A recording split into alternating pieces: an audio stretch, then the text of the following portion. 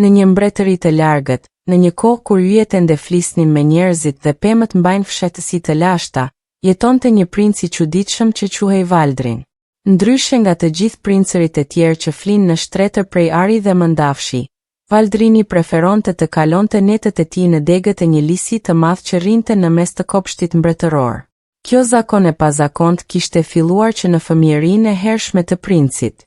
Kur ishte vetëm 7 vjeç, Valdrini u largua nga dhoma e tij e stolisur për herë të parë dhe u ngjit në pemën e lisit që shtrihet gjerë dhe lart si një çadër gjigante mbi kopshtin.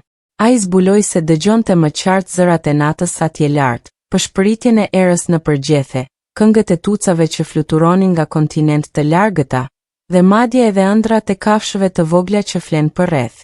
Mbretërit, babai i Valdrinit, ishte shqetësuar thellësisht për këtë sjellje. Ai thiri mjek nga të 4 anët e botës, filozof të urtë dhe edhe magjistar që të kuptonin pse djali i tij refuzonte luksin e pallatit për ashpërsinë e degëve të pemës.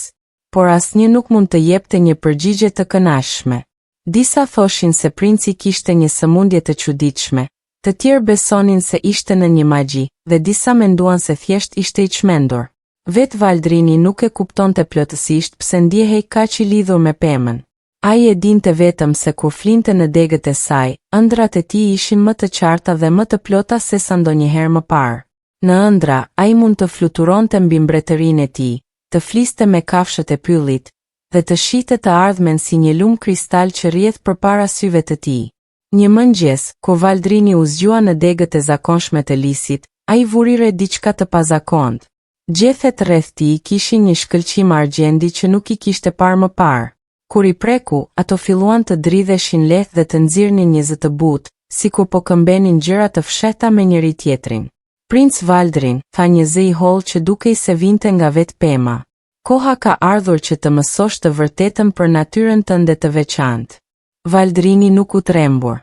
Vitet e shumta që kishte kaluar duke dëgjuar zërat e natës e kishin përgatitur për një gjë të tillë.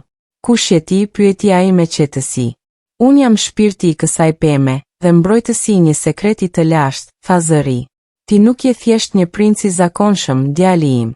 Ti je i trashëguari i një linje të lashtë magjistarësh që mund të komunikojnë me botën e gjallë. Këto fjalë sollën një ndjenjë lehtësimi në zemrën e Valdrinit.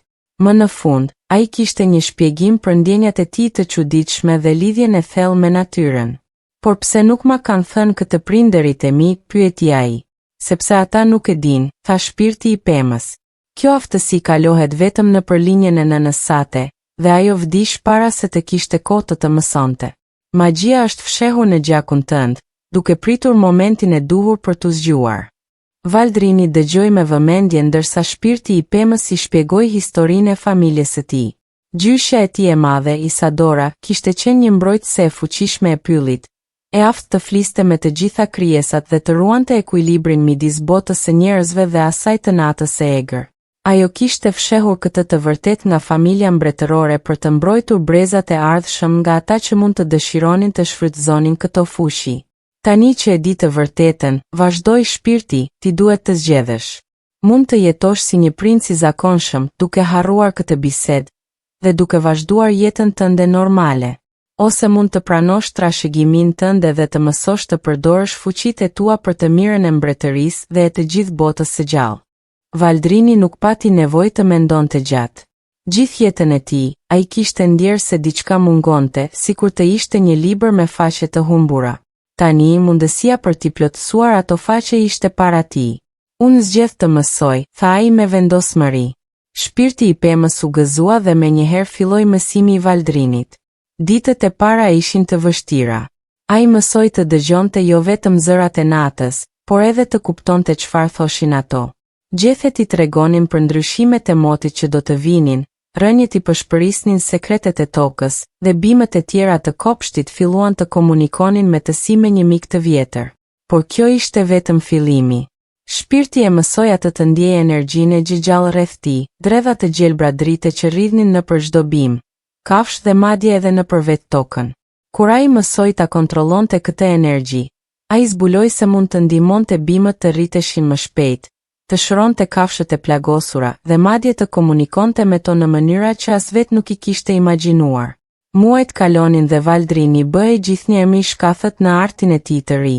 Ai filloi të kalonte gjithnjëherë më pak kohë në pallat dhe gjithnjëherë më shumë në pyll, ku mësonte nga çdo krijesë që takonte. Lepujt i mësonin për shpejtësinë dhe kujdesin, ujshërit i tregonin për guximin dhe besnikërinë ndaj familjes, dhe zogjt e mësonin se si të shikonte botën nga lart, duke parë lidhjet midis të gjitha gjërave. Një ditë, ndërsa Valdrini po ushtohej në një gryk të thellë pylli, ai dëgjoi një thirrje ndihme që vinte nga larg. Ndjekur zërin, ai arriti në një fshat të vogël në buzë të mbretërisë së tij, ku banorët ishin mbledhur me fytyrë të shqetësuara. "Çfarë ka ndodhur?" pyeti Valdrini. Një plak i fshatit, me mjekër të bardhë dhe syt plot brengë, ju përgjigj. "Princ, uji në lum ka marrë një ngjyrë të çuditshme dhe kafshët kanë filluar të vdesin. Ne nuk dim çfarë të bëjmë." Valdrini shkoi menjëherë te lumi dhe pas se uji kishte marrë një ngjyrë të errët, pothuajse të zezë. Kur vendosi dorën në ujë, ai ndjeu një energji negative që i bëri lëkurën të djegë. Ky nuk ishte një ndotje i zakonshëm, ishte diçka magjike. Duke përdorur fuqitë e tij të reja, Valdrini filloi ta ndjek burimin e kësaj energjie negative. Ai zbuloi se vinte nga një shpellë e thellë në pjesën më të largët të malit, ku dikush kishte vendosur një objekt të errët që po helmonte të gjitha ujërat që kalonin pranë tij. Valdrini u fut në shpellë, duke përdorur dritën e gjelbër të energjisë së tij për të ndriçuar rrugën. Në fund të një tuneli të gjatë, ai gjeti një kristal të zi që pulsonte me energji të keqe. Pranë tij rrinte një figurë e mbuluar me rroba të zeza. "Kush guxon të ndërhyjë në planin tim?" tha figura, duke u kthyer drejt Valdrinit. Kur figura hoshi kapucen, Valdrini pa një grua të vjetër me sy si thëngjë dhe flok të bardhë si dëbora. Ajo ishte Morgana, një shtrige e fuqishme që dikur kishte shërbyer në pallatin mbretëror si këshilltare, por ishte dëbuar vite më parë për shkak të praktikave të saj të errëta. "Princ Valdrin", tha ajo me një buzëqeshje të keqe. "Sa interesante që të takoj këtu. A ke ardhur të më ndalësh nga helmimi i tokës së atit tënd?" "Pse po bën këtë?" pyeti Valdrini, duke u përpjekur të ruante qetësinë. "Sepse mbretëria jote nuk i vlerëson fuqitë e vërteta", tha Morgana. "Njerëzit janë bërë mendjemëdhenj dhe kanë harruar respektin për magjin. Unë po ju kujtoj se natyra mund të jetë edhe një armike e tmerrshme." Valdrini e kuptoi se Morgana kishte të drejtë në një pikë, shumë njerëz kishin humbur lidhjen me natyrën. Por mënyra e saj për t'i mësuar ishte gabim. "Ka një mënyrë më të mirë", tha ai. "Nëse njerëzit kanë harruar si të respektojnë natyrën, ne mund t'ua mësojmë përsëri, pa i dëmtuar." Morgana qeshi me përçmim. "Ti je ende i ri dhe naiv, princ. Disa mësime mund të mësohen vetëm nëpërmjet vuajtjes." Ajo ngriti duart dhe filloi të thërriste një magji të errët. Kristali i zi filloi të rrezatonte më fuqishëm dhe Valdrini ndjeu se energjia negative po përhapej edhe më shpejt nëpër ujërat e lumit. Valdrini e dinte se duhej të vepronte shpejt. Ai u fokusua në energjinë e gjelbër të jetës që rrinte brenda tij dhe e drejtoi atë drejt kristalit të zi. Për një çast, të dy energjitë u përplasën dhe shpella u ndriçua me një dritë të verë. Por kristali ishte shumë i fuqishëm dhe energjia e Morganas shumë e përqendruar. Valdrini ndjeu se po humbisnin forcën. Në atë moment, ai kujtoi fjalët e shpirtit të pemës: "Ti nuk je vetëm. Të gjitha krijesat e gjalla janë të lidhura, dhe forca e tyre mund të bëhet jotja nëse di si ta kërkosh." Valdrini mbylli sytë dhe shtriu ndërgjegjen e tij jashtë shpellës, duke u lidhur me të gjitha bimët dhe kafshët në zonë. Ai kërkoi ndihmën e tyre, jo si një sundimtar që urdhëron, por si një mik që kërkon mbështetje. Përgjigja ishte e menjëhershme dhe e fuqishme. Pemët rreth malit filluan të dërgonin energjinë e tyre drejt tij. Kafshët e pyllit, nga më të vegjëlit te më të mëdhenjt, u bashkuan në një korë energjie pozitive. Madje edhe ujërat e pastër të gurëve të malit filluan të kontribuonin me fuqinë e tyre. Me këtë energji të kombinuar, Valdrini u bë më i fuqishëm se që kishte qenë ndonjëherë. Ai drejtoi të gjithë këtë forcë pozitive drejt kristalit të zi dhe, me një shpërthim drite, objekti i errët u thye në mijëra copsa. Morgana u hodh prapa nga forca e shpërthimit. Kur u ngrit përsëri, sytë e saj të zinj kishin humbur shkëlqimin e keq dhe kishin marrë një ngjyrë të ngatëruar. Çfarë bëre?" pyeti ajo, duke u duket e hutuar. Të tregova se forca e vërtet vjen nga dashuria dhe bashkëpunimi, jo nga frika dhe urrejtja, tha Valdrini. Energjia që përdore ishte e marrë me forcë nga natyra. E imja më është dhënë me dashje. Morgana e shikoi atë për një kohë të gjatë, dhe për herë të parë pas vitesh të shumta, ajo ndjeu pendim për veprimet e saj. Unë kisha humbur rrugën, tha ajo ngadalë. Dhimbja e refuzimit më bëri të besoj se dhuna ishte e vetmja rrugë. Valdrini ju afrua asaj me kujdes. Nuk është vonë të fillosh përsëri, tha ai. Natyra fal atë që pendohet me zemër. Nga ai moment, Morgana filloi një rrugë të re. Nën udhëheqjen e Valdrinit, ajo mësoi përsëri të përdorte magjin për t'i ndihmuar të tjerët, jo për t'i dëmtuar. Së bashku, ata filluan të punojnë për të shëruar dëmtimet që kishte shkaktuar kristali i zi. Ku u kthyen në fshat, banorët I pritën si heroni.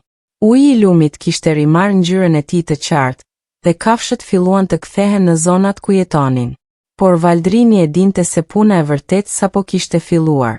Ai vendosi të përdor këtë rast për t'ju mësuar njerëzve se si të jetonin në harmoni me natyrën.